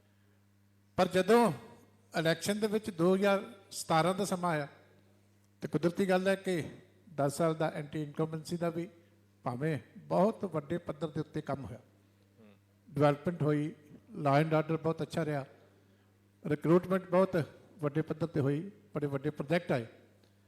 ਪਰ ਜਿਹੜੀਆਂ ਲੋਕਾਂ ਦੀਆਂ ਇਛਾਵਾਂ ਹੁੰਦੀਆਂ, ਇੱਕ ਤਾਂ 10 ਸਾਲ ਬਾਅਦ ਐਂਟੀ ਇਨਕੰਬੈਂਸੀ ਇਕੱਠੀ ਹੁੰਦੀ, ਕੋਈ ਪਹਿਲੀ ਵਾਰੀ ਨਹੀਂ। ਜਦੋਂ ਵੀ ਜਿਹੜੀ 10 ਸਾਲ ਜਾਂ 15 ਸਾਲ ਬਾਅਦ ਸਰਕਾਰ ਦੇ ਅਗੇਂਸਟ ਕਿਸੇ ਵੀ ਸਟੇਟ ਦੇ ਵਿੱਚ ਦੇਖੋ ਤਾਂ ਉਸ ਵੇਲੇ ਉਹ ਕੁਛ ਨਾ ਕੁਛ ਇਫੈਕਟ ਕਰਦੀ। ਪਰ ਇੱਕ ਜਿਹੜੀਆਂ ਸਾਡੀਆਂ ਦੋਨੇ ਵਿਰੋਧੀ ਪਾਰਟੀਆਂ, ਕਾਂਗਰਸ ਪਾਰਟੀ ਵੀ ਤੇ ਆਮ ਆਦਮੀ ਪਾਰਟੀ, ਜਿਹੜਾ ਇਹਨਾਂ ਨੇ ਰਲ ਕੇ ਝੂਠਾ ਪ੍ਰਚਾਰ ਕੀਤਾ, ਧਾਰਮਿਕ ਮੁੱਦੇ ਉਬਾਰੇ, ਨਸ਼ਿਆਂ ਦਾ ਇਸ਼ੂ, ਉਹਦੇ ਵਿੱਚ ਪੰਜਾਬ ਦਾ ਬਹੁਤ ਜਿਹੜਾ ਇਹਨਾਂ ਨੇ ਵੱਡੇ ਪੱਧਰ ਤੇ ਉਹਦਾ ਪ੍ਰਚਾਰ ਕਰਕੇ ਜਨਤਾ ਨੂੰ ਗੁੰਮਰਾਹ ਕੀਤਾ। ਔਰ ਤੀਸਰਾ ਜਿਹੜਾ ਹੁਣੇ ਹੀ ਰਾਜਾ ਵੜਿੰਗ ਜੀ ਇਸੇ ਚੇਅਰ ਦੇ ਉੱਤੇ ਬੈਠੇ ਮੰਨ ਕੇ ਗਏ ਕਿ ਜਦੋਂ ਗੁਟਕਾ ਸਾਹਿਬ ਤੁਸੀਂ ਹੱਥਾਂ 'ਚ ਫੜ ਲੈਂਦੇ ਹੋ ਤੇ ਪੰਜਾਬ ਦੇ ਨੌਜਵਾਨਾਂ ਨੂੰ ਕਹਿੰਦੇ ਹੋ ਕਿ ਹਰ ਘਰ ਦੇ ਵਿੱਚ ਨੌਕਰੀ ਦਿਆਂਗੇ, ਜਦੋਂ ਗੁਟਕਾ ਸਾਹਿਬ ਤੁਸੀਂ ਹੱਥ 'ਚ ਫੜ ਲੈਂਦੇ ਹੋ ਤੇ ਪੰਜਾਬ ਦੇ ਲੋਕਾਂ ਨੂੰ ਕਹਿੰਦੇ ਹੋ ਕਿ 90,000 ਕਰੋੜ ਦਾ ਤੁਹਾਡਾ ਸਾਰਾ ਕਰਜ਼ਾ ਮਾਫ ਕਰ ਦਿਆਂਗੇ। ਮੈਂ ਨਹੀਂ ਕਹਿੰਦਾ ਰਾਜਾ ਵੜਿੰਗ ਇਸੇ ਸੀਟ ਦੇ ਉੱਤੇ ਬੈਠ ਕੇ ਮੇਰੇ ਤੋਂ 15-20 ਮਿੰਟ ਪਹਿਲਾਂ ਕਹਿ ਕੇ ਗਏ ਆ ਕਿ ਉਹ ਬਹੁਤ ਵੱਡਾ ਧੋਖਾ ਹੋਇਆ। ਅੱਜ ਕਾਂਗਰਸ ਦਾ ਮਿਨਿਸਟਰ ਜਿਹੜਾ ਕਿ ਮੁੱਖ ਮੰਤਰੀ ਕੈਪਟਨ ਅਮਰਿੰਦਰ ਸਿੰਘ ਦਾ ਸਲਾਹਕਾਰ ਸੀ, ਪਹਿਲਾਂ ਉਹਨਾਂ ਦੇ ਨਾਲ ਹੀ ਐਮਐਲਏ ਇਲੈਕਟ ਹੋਇਆ, ਇਸੇ ਸਰਕਾਰ ਦਾ ਹਿੱਸਾ ਸੀ, ਉਹ ਅੱਜ ਇਸ ਕੁਰਸੀ ਦੇ ਉੱਤੇ ਬੈਠ ਕੇ ਮੇਰੇ ਤੋਂ ਪਹਿਲਾਂ ਕਹਿ ਕੇ ਗਿਆ ਕਿ ਗੁਟਕਾ ਸਾਹਿਬ ਹੱਥਾਂ 'ਚ ਫੜ ਕੇ ਜੋ ਕੁਝ ਕਹਿ ਗਏ ਕਿ ਉਹ ਸਾਡੇ ਨਾਲ ਧੋਖਾ ਹੋਇਆ। ਮੈਂ ਕਹਿੰਦਾ ਕਿ ਇਹਨਾਂ ਨਾਲ ਧੋਖਾ ਨਹੀਂ ਹੋਇਆ, ਉਹ ਪੰਜਾਬ ਦੀ ਜਨਤਾ ਦੇ ਨਾਲ ਬਹੁਤ ਵੱਡਾ ਨਹੀਂ, ਉਹ ਇਹ ਵੀ ਗੱਲ ਕਹਿੰਦੇ ਨਾ ਕਿ ਅਗਰ ਇਹ ਚੀਜ਼ ਹੋਈ ਹੈ ਤਾਂ ਕੈਪਟਨ ਨੂੰ ਤਾਂ ਹੀ ਅਸੀਂ ਲਾਂਭੇ ਕੀਤਾ। ਦੇਖੋ ਗੱਲ ਇਹ ਹੈ ਨਾ ਕਿ 4.5 ਸਾਲ ਤੁਸੀਂ ਪਰਫਾਰਮ ਕਰਨਾ ਸੀ, 4.5 ਸਾਲ ਤੁਸੀਂ ਪੂਰਾ ਅਧਿਕਾਰ ਕੈਪਟਨ ਅਮਰਿੰਦਰ ਸਿੰਘ ਨੂੰ ਦੇ ਕੇ ਰੱਖਿਆ, ਤੇ ਜਦੋਂ ਤੁਹਾਨੂੰ ਇਹ ਹੁਣ ਐਂਡ ਦੇ ਉੱਤੇ ਸਰਵੇ ਤੁਹਾਨੂੰ ਬਣਾ ਕੇ ਤੁਹਾਡੀ ਜਿਹੜੀ ਇਲੈਕਸ਼ਨ ਕੰਪਨੀ ਉਹਨੇ ਦਿੱਤਾ ਕਿ ਹਾਲਤ ਇੰਨੀ ਮਾੜੀ ਹੈ ਕਿ ਤੁਹਾਨੂੰ ਪਿੰਡਾਂ ਦੇ ਵਿੱਚ ਵੜਨਾ ਮੁਸ਼ਕਲ ਹੋ ਜਾਏਗਾ, ਤੇ ਫਿਰ ਸਾਰੇ ਐਮਐਲਏ ਸਾਹਿਬਾਨ ਉੱਤੇ ਚੱਲ ਕੇ ਸੋਨੀਆ ਜੀ ਦੇ ਦਰਬਾਰ ਦੇ ਵਿੱਚ ਗਏ ਔਰ ਇਹ ਕਿਹਾ ਕਿ ਇਸ ਵਿਅਕਤੀ ਨੂੰ ਚੇਂਜ ਕਰਨਾ ਪਏਗਾ। ਪਹਿਲਾਂ ਪੰਜਾਬ ਦੀਆਂ ਕੰਧਾਂ ਤੇ ਲਿਖਿਆ ਸੀ, ਹਾਲੇ ਤੱਕ ਵੀ ਕਿਤੇ ਕਿਤੇ ਲਿਖਿਆ ਹੁੰਦਾ ਕਿ ਚਾਹੁੰਦਾ ਹੈ ਪੰਜਾਬ ਕੈਪਟਨ ਦੀ ਸਰਕਾਰ। ਉਦੋਂ ਕਾਂਗਰਸ ਦਾ ਨਾਮ ਨਹੀਂ ਵਰਤਿਆ ਗਿਆ ਕਿਉਂਕਿ ਉਦੋਂ ਉਹਨਾਂ ਨੂੰ ਲੱਗਦਾ ਸੀ ਕਿ ਕੈਪਟਨ ਅਮਰਿੰਦਰ ਸਿੰਘ ਦਾ ਨਾਮ ਅਸੀਂ ਯੂਜ਼ ਕਰਨਾ। ਅੱਜ ਇੱਕ ਜਗ੍ਹਾ ਤੇ ਮੈਨੂੰ ਦਿਖਾ ਦਿਓ ਜਿੱਥੇ ਕਾਂਗਰਸ ਦੇ ਨਾਂ ਤੇ ਵੋਟ ਮੰਗੀ ਗਈ ਹੋ। ਚਾਹੁੰਦਾ ਹੈ ਪੰਜਾਬ ਕੈਪਟਨ ਦੀ ਸਰਕਾਰ, ਤੇ ਅੱਜ ਉਸੇ ਕੈਪਟਨ ਨੂੰ ਮਾਈਨਸ ਕਰਕੇ ਤੇ ਤੁਸੀਂ ਉਹਦੇ ਤੇ ਬਲੇਮ ਜਿਹੜਾ ਸਾਰਾ ਪਾ ਕੇ ਤੇ ਕਾਂਗਰਸ ਨੂੰ ਬਚਾਉਣ ਦੀ ਕੋਸ਼ਿਸ਼ ਕਰ। ਇਹ ਫਰਾਡ ਹੈ। ਜਿਹੜਾ ਅਸਲੀ ਧੋਖਾ ਹੋਇਆ ਉਹ ਰਾਜਾ ਵੜਿੰਗ ਹੋਰਾਂ ਨਾਲ ਨਹੀਂ ਹੋਇਆ, ਇਹਨਾਂ ਨੂੰ ਤਾਂ ਫਿਰ 3 ਮਹੀਨੇ ਮੰਤਰੀ ਬਣਨ ਦਾ ਮੌਕਾ ਮਿਲ ਗਿਆ ਉਸ ਧੋਖੇ ਦੇ ਵਿੱਚੋਂ ਉਹਦੇ ਤੇ ਬਲੇਮ ਪਾਉਣ ਤੋਂ ਬਾਅਦ। ਪਰ ਪੰਜਾਬ ਦੀ ਜਨਤਾ ਦੇ ਨਾਲ ਅਸਲੀ ਧੋਖਾ ਹੋਇਆ। ਔਰ ਦੂਜਾ ਧੋਖਾ ਹੋਇਆ ਜਿਹੜਾ ਕੇਜਰੀਵਾਲ ਨੇ ਉਦੋਂ ਉੜਤਾ ਪੰਜਾਬ ਫਿਲਮ ਬਣਾਈ ਸੀ ਨਾ, ਪੰਜਾਬ ਦੇ ਨੌਜਵਾਨਾਂ ਨੂੰ ਸਾਰੀ ਦੁਨੀਆ 'ਚ ਬਦਨਾਮ ਕੀਤਾ, ਸਾਡੇ ਲੀਡਰਾਂ ਦੇ ਉੱਤੇ ਐਲੀਗੇਸ਼ਨ ਲਾਈਆਂ, ਤੇ ਜਦੋਂ ਡੈਫੇਮੇਸ਼ਨ ਕੇਸ ਫਾਈਲ ਹੋਇਆ ਤੇ ਮਾਫੀ ਮੰਗੀ। ਫਿਰ ਭਗਵੰਤ ਮਾਨ ਹਰੀ ਵੀ ਰੋਣ ਲੱਗ ਗਏ ਕਿ ਸਾਡੀ ਬੇਟੀ ਹੋ ਗਈ ਹੈ। ਇਹ ਜਿਹੜਾ ਧੋਖਾ ਸੀ ਕੇਜਰੀਵਾਲ ਦਾ ਤੇ ਜਿਹੜਾ ਗੁਟਕਾ ਸਾਹਿਬ ਵਾਲਾ ਕੈਪਟਨ ਸਾਹਿਬ ਦਾ, ਉਹਨੇ ਕਿਤੇ ਨਾ ਕਿਤੇ ਜਿਹੜਾ ਉਹ ਜਨਤਾ ਦੀ ਸੋਚ ਨੂੰ ਪ੍ਰਭਾਵਿਤ ਕੀਤਾ। ਅੱਜ ਜਨਤਾ ਜਿਹੜੀ ਹੈ ਉਹ ਅਲੱਗ ਤਰੀਕੇ ਨਾਲ ਸੋਚ ਰਹੀ। ਠੀਕ ਹੈ, ਮਨਜਿੰਦਰ ਸਿੰਘ ਸਿਰਸਾ ਤੇ ਆਉਣਾ ਚਾਹੂੰਗਾ ਮੈਂ, ਭਾਜਪਾ 'ਚ ਸ਼ਾਮਲ ਹੋ ਗਏ ਨੇ। ਅਕਾਲੀ ਦਲ ਦਾ ਅਗਰ ਆਪਾਂ ਇਤਿਹਾਸ ਦੇਖੀਏ, ਚਾਹੇ ਉਹ ਧਰਮਯੁੱਧ ਮੋਰਚਾ 1984, ਇੱਕ ਰਵਾਇਤ ਰਹੀ ਹੈ ਕਿ ਅਕਾਲੀ ਦਲ ਦੇ ਲੀਡਰ ਜੇਲ੍ਹ ਜਾਣ ਤੋਂ ਕਦੇ ਵੀ ਨਹੀਂ ਹਿਚਕੇ, ਬਹੁਤ ਵੱਡੀ ਗਿਣਤੀ ਦੇ ਵਿੱਚ ਜੇਲ੍ਹਾਂ ਭਰੀਆਂ। ਔਰ ਅੱਜ ਅਗਰ ਮਨਜਿੰਦਰ ਸਿੰਘ ਸਿਰਸਾ ਬੀਜੇਪੀ 'ਚ ਸ਼ਾਮਲ ਹੋ ਰਹੇ ਨੇ ਤਾਂ ਅਕਾਲੀ ਦਲ ਇਹ ਕਹਿ ਰਹੀ ਹੈ ਕਿ ਮਨਜਿੰਦਰ ਸਿੰਘ ਸਿਰਸਾ ਦੇ ਕੋਲ 2 ਆਪਸ਼ਨ ਸੀ, ਜਾਂ ਤਾਂ ਜੇਲ੍ਹ ਜਾਣ ਦਾ ਔਰ ਜਾਂ ਫਿਰ ਬੀਜੇਪੀ ਜੁਆਇਨ ਕਰਨ ਦਾ। ਉਹਨਾਂ ਨੇ ਬੀਜੇਪੀ ਚੁਣਿਆ। ਤਾਂ ਕੀ ਅਕਾਲੀ ਦਲ ਦੀ ਲੀਡਰਸ਼ਿਪ ਦੇ ਵਿੱਚ ਗਿਰਾਵਟ ਆ ਗਈ ਹੈ ਜੋ ਮਨਜਿੰਦਰ ਸਿੰਘ ਸਿਰਸਾ ਅਕਾਲੀ ਦਲ ਨੂੰ ਛੱਡ ਕੇ ਬੀਜੇਪੀ 'ਚ ਜਾ ਰਹੇ ਹਨ?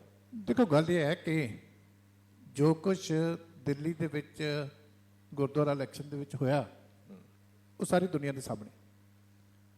ਅੱਜ ਦੀ ਤਰੀਕ ਦੇ ਵਿੱਚ ਵੀ ਹਾਊਸ ਉੱਥੇ ਇਲੈਕਟ ਹੋ ਚੁੱਕਿਆ, ਸਾਡੀ ਉੱਥੇ ਐਬਸੋਲੂਟ ਮੈਜੋਰਟੀ ਹੈ, ਲੇਕਿਨ ਉੱਥੇ ਕਿਉਂਕਿ ਸਾਡਾ ਪ੍ਰਧਾਨ ਨਾ ਬਣ ਜਾਵੇ ਇਸ ਕਰਕੇ 11 ਮੈਂਬਰਸ ਦੇ ਖਿਲਾਫ ਕੇਂਦਰ ਸਰਕਾਰ ਵੱਲੋਂ ਗ੍ਰਹਿ ਵਿਭਾਗ ਦੇ ਹੁਕਮ ਦੇ ਉੱਤੇ ਕ੍ਰਿਮੀਨਲ ਕੇਸ ਰਜਿਸਟਰ ਕੀਤੇ ਗਏ।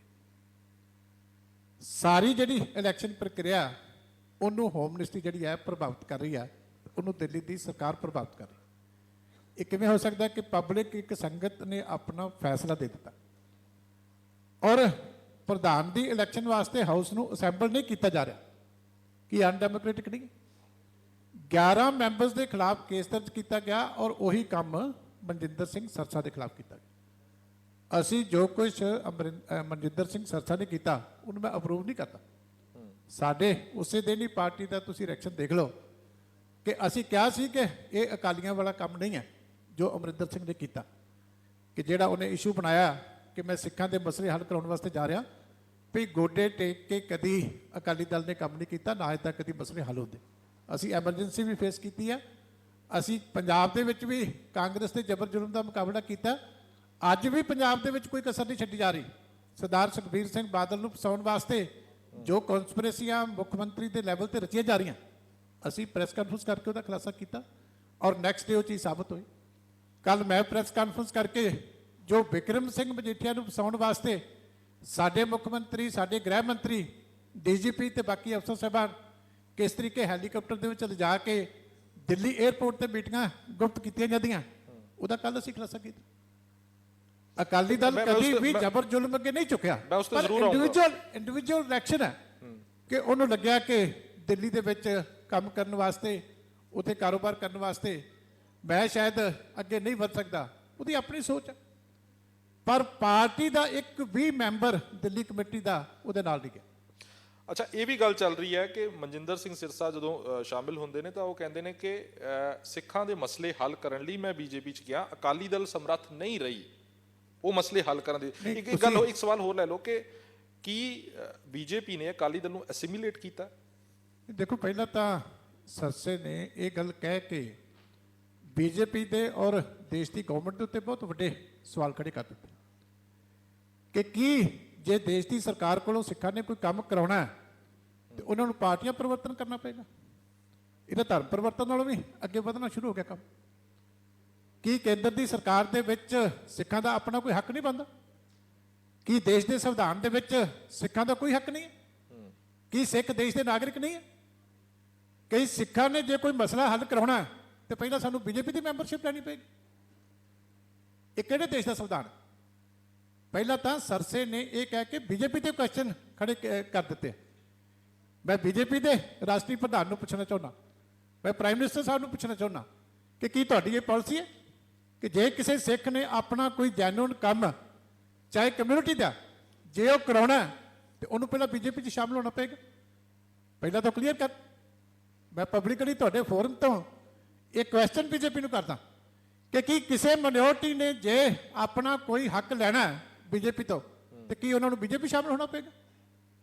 ਕੀ ਦੇਸ਼ ਦਾ ਸੰਵਿਧਾਨ ਸਾਨੂੰ ਇਸ ਗੱਲ ਦੀ ਆਗਿਆ ਦਿੰਦਾ ਕਿ ਮਾਈਨੋਰਿਟੀਜ਼ ਦੇ ਨਾਲ ਇਸ ਤਰੀਕੇ ਡੀਲ ਕੀਤਾ ਜਾਏਗਾ ਕਿ ਉਹਨਾਂ ਦੀ ਲੀਡਰਸ਼ਿਪ ਨੂੰ ਤੁਸੀਂ ਗੁਲਾਮ ਬਣਾ ਕੇ ਪਹਿਲਾਂ ਆਪਣੇ 'ਚ ਸ਼ਾਮਲ ਕਰਾਓ? ਇਹ ਕੁਐਸਚਨ ਤਾਂ ਮੈਂ ਸਰਸਾ ਜੀ ਨੂੰ ਪੁੱਛਦਾ ਔਰ ਨਾਲ ਬੀਜੇਪੀ ਦੀ ਲੀਡਰਸ਼ਿਪ ਨੂੰ ਪੁੱਛਦਾ ਕਿ ਜੋ ਉਹਦਾ ਵਰਸ਼ਨ ਹੈ ਕੀ ਇਹ ਸਹੀ ਹੈ? ਕੀ ਇਸੇ ਤਰ੍ਹਾਂ ਹੀ ਹੋਇਆ? ਕਿ ਉਹਨੂੰ ਕੋਈ ਫੀਲਿੰਗ ਦਿੱਤੀ ਗਈ ਕਿ ਜੇ ਤੂੰ ਸਾਡੇ 'ਚ ਆ ਕੇ ਸਿੱਖਾਂ ਦਾ ਮਸਲਾ ਉਠਾਏਗਾ ਤੇ ਅਸੀਂ ਤੈਨੂੰ ਕ੍ਰੈਡਿਟ ਦੇਵਾਂਗੇ? ਜੇ ਇਹ ਕਿਹਾ ਗਿਆ ਤੇ ਕਿਉਂ ਕਿਹਾ ਗਿਆ? ਤੁਹਾਨੂੰ ਲੱਗਦਾ ਕਿ ਇਹ ਕਿਤੇ ਨਾ ਕਿਤੇ ਫੁੱਟ ਪਾਉਣ ਦੀ ਕੋਸ਼ਿਸ਼ ਹੈ ਅਕਾਲੀ ਦਲ 'ਚ? ਨਹੀਂ, ਇਹ ਮੈਂ ਕਹਿੰਦਾ ਦੇਸ਼ ਦੇ ਸੰਵਿਧਾਨ ਦੇ ਖਿਲਾਫ। ਮਾਈਨੋਰਿਟੀ ਦੇ ਆਪਣੇ ਰਾਈਟ ਹੈ। ਇੱਕ ਗੁਲਦਸਤਾ ਹੈ ਦੇਸ਼ ਦੇ ਵਿੱਚ, ਸਾਰੇ ਧਰਮਾਂ ਦੇ ਲੋਕ ਹੈ। ਜਿਹੜੀ ਵੀ ਸਰਕਾਰ ਬਣਦੀ ਹੈ, ਚਾਹੇ ਕਿਸੇ ਸੂਬੇ 'ਚ ਬਣਦੀ ਹੈ, ਚਾਹੇ ਦਿੱਲੀ 'ਚ ਬਣਦੀ ਹੈ, ਉਹਦੀ ਡਿਊਟੀ ਹੈ ਸਾਰਿਆਂ ਦੇ ਹੱਕ ਉਹਨਾਂ ਨੂੰ ਦੇਣਾ। ਕਿ ਇਸ ਤਰੀਕੇ ਪਰਿਵਰਤਨ ਕਰਾਏ ਜਾਣਗੇ? ਮੈਂ ਤਾਂ ਇਹ ਸਮਝਦਾ। ਠੀਕ ਹੈ। ਇਸ ਕਰਕੇ ਇਹ ਸਰਸਾ ਜੀ ਦਾ ਜਿਹੜਾ ਬੜਾ ਵੱਡਾ ਕੁਐਸਚਨ ਹੈ, ਮੈਂ ਤਾਂ ਸੋਚਦਾ ਸੀ ਕਿ ਬੀਜੇਪੀ ਦੀ ਲੀਡਰਸ਼ਿਪ ਇਹਨੂੰ ਆਪਣੇ ਆਪ ਕਲੀਅਰ ਕਰੇਗੀ ਕਿ ਇਹ ਸਾਡਾ ਏਜੰਡਾ ਨਹੀਂ ਹੁੰਦਾ। ਪਰ ਹਾਲੇ ਤੱਕ ਜੇ ਉਹ ਸਾਇਲੈਂਟ ਹੈ ਤੇ ਕਿਤੇ ਤਰੀਕੇ ਹੋ ਸਕਦਾ ਗੱਲ ਸੱਚੀ ਹੋ।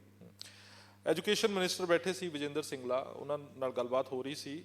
ਤੁਸੀਂ ਵੀ ਮੰਤਰੀ ਰਹੇ ਹੋ, ਐਜੂਕੇਸ਼ਨ ਨੂੰ ਲੈ ਕੇ ਆਮ ਆਦਮੀ ਪਾਰਟੀ ਵੀ ਕਾਫੀ ਸਰਗਰਮ ਨਜ਼ਰ ਆ ਰਹੀ ਹੈ। ਪੰਜਾਬ ਦੇ ਵਿੱਚ ਅਰਵਿੰਦ ਕੇਜਰੀਵਾਲ ਆਉਂਦੇ ਨੇ ਔਰ ਅਧਿਆਪਕਾਂ ਦੇ ਧਰਨੇ ਦੇ ਵਿੱਚ ਸ਼ਾਮਲ ਹੁੰਦੇ ਨੇ। ਨਵਜੋਤ ਸਿੰਘ ਸਿੱਧੂ ਜਾਂਦੇ ਨੇ ਤਾਂ ਗੈਸਟ ਫੈਕਲਟੀ ਟੀਚਰਾਂ ਦੇ ਧਰਨੇ 'ਚ ਦਿੱਲੀ 'ਚ ਸ਼ਾਮਲ ਹੁੰਦੇ ਨੇ। ਜੋ ਕੁਝ ਇਹ ਹੋ ਰਿਹਾ ਫਿਲਹਾਲ ਦੀ ਘੜੀ ਪੰਜਾਬ ਦੇ ਸਿਆਸੀ ਸਮੀਕਰਨ ਜੋ ਹੈਗਾ, 2017 ਦੇ ਵਿੱਚ ਇਸੇ ਤਰੀਕੇ ਨਾਲ ਡਰੱਗਸ ਦੇ ਮਸਲੇ ਨੂੰ ਬਹੁਤ ਚੱਕਿਆ ਗਿਆ ਸੀ। ਤੁਸੀਂ ਜ਼ਿਕਰ ਕੀਤਾ ਕਿ ਉੜਦਾ ਪੰਜਾਬ ਫਿਲਮ ਬਣੀ ਸੀ। ਕੀ ਇਹ ਏਜੰਡਾ ਸੈਟਿੰਗ ਹੋ ਰਹੀ ਹੈ? ਨਹੀਂ, 100%। ਦੇਖੋ, ਕੇਜਰੀਵਾਲ ਸਾਹਿਬ ਵੱਲੋਂ ਇੱਕ ਬਹੁਤ ਵੱਡਾ ਫਰਾਡ ਜਿਹੜਾ ਉਹ ਪੰਜਾਬ ਦੇ ਵਿੱਚ ਆ ਕੇ ਕੀਤਾ ਜਾ ਰਿਹਾ। ਪਹਿਲੀ ਗੱਲ ਹੈ ਕਿ ਤੁਸੀਂ ਪੰਜਾਬ ਦੇ ਭੋਲੇ ਭਾਲੇ ਲੋਕਾਂ ਨੂੰ ਐਕਸਪਲੋਇਟ ਕਰ ਰਹੇ। ਦਿੱਲੀ ਦੇਸ਼ ਦੀ ਰਾਜਧਾਨੀ ਹੈ, ਇੱਕ ਮੈਟਰੋ ਸਿਟੀ ਹੈ, ਸ਼ਹਿਰ ਹੈ, ਔਰ ਰੈਵਨਿਊ ਸਰਪਲਸ ਸਟੇਟ ਹੈ। ਤੁਸੀਂ ਭੋਲੇ ਭਾਲੇ ਲੋਕਾਂ ਨੂੰ ਦਿੱਲੀ ਦਾ ਸੁਪਨਾ ਦਿਖਾ ਕੇ ਤੇ ਜਿਹੜੇ ਸਰਹੱਦੀ ਜ਼ਿਲ੍ਹੇ ਨੇ ਜਾਂ ਕੰਢੀ ਦੇ ਪਛੜੇ ਇਲਾਕੇ ਨੇ ਉਹਨਾਂ ਲੋਕਾਂ ਨੂੰ ਭਰਮਾ ਰਹੇ ਹੋ ਕਿ ਜੇ ਦਿੱਲੀ ਤੁਸੀਂ ਪੰਜਾਬ ਦੇ ਵਿੱਚ ਮੇਰੀ ਸਰਕਾਰ ਬਣਾ ਦਿਓ ਤਾਂ ਹਰ ਚੀਜ਼ ਦਿੱਲੀ ਦੇ ਬਰਾਬਰ ਬਣਾ ਕੇ ਦਿੱਤੀ ਜਾ ਸਕੇਗੀ, ਜਿਹੜੀ ਸੰਭਵ ਨਹੀਂ। ਕੋਈ ਦਿਨ ਦੂਰ ਨਹੀਂ ਜਦੋਂ ਕੇਜਰੀਵਾਲ ਇਹ ਵੀ ਕਲੇਮ ਕਰੇਗਾ ਪੰਜਾਬ 'ਚ ਆ ਕੇ ਕਿ ਲਾਲ ਕਿਲ੍ਹਾ ਵੀ ਮੈਂ ਬਣਾਇਆ ਸੀ, ਜਿਹੜਾ 에ਅਰਪੋਰਟ ਹੈ ਦਿੱਲੀ ਦਾ ਵੀ ਕੇਜਰੀਵਾਲ ਸਾਹਿਬ ਨੇ ਬਣਾਇਆ, ਜਿਹੜਾ ਉੱਥੇ ਦਾ ਜਿਹੜਾ ਰੇਲਵੇ ਸਟੇਸ਼ਨ ਹੈ ਇਹ ਵੀ ਬਣਾਇਆ, ਏਮਜ਼ ਵੀ ਬਣਾਇਆ, ਕੁਝ ਵੀ ਕਲੇਮ ਕਰ ਸਕਦਾ। ਪਾਰਲੀਮੈਂਟ ਹਾਊਸ ਤੱਕ ਸਭ ਚੀਜ਼ਾਂ ਕੇਜਰੀਵਾਲ ਸਾਹਿਬ ਕਲੇਮ ਕਰ ਸਕਦੇ। ਪਰ ਕੀ ਪੰਜਾਬ ਦੇ ਵਿੱਚ ਸਕੂਲ ਚਲਾਉਣ ਦੇ ਵਿੱਚ ਤੇ ਇੱਕ ਸ਼ਹਿਰ ਦੇ ਵਿੱਚ ਜਾਂ ਦਿੱਲੀ ਦੇ ਵਿੱਚ ਸਕੂਲ ਚਲਾਉਣ ਦੇ ਵਿੱਚ ਦਿਨ ਰਾਤ ਦਾ ਫਰਕ ਹੈ?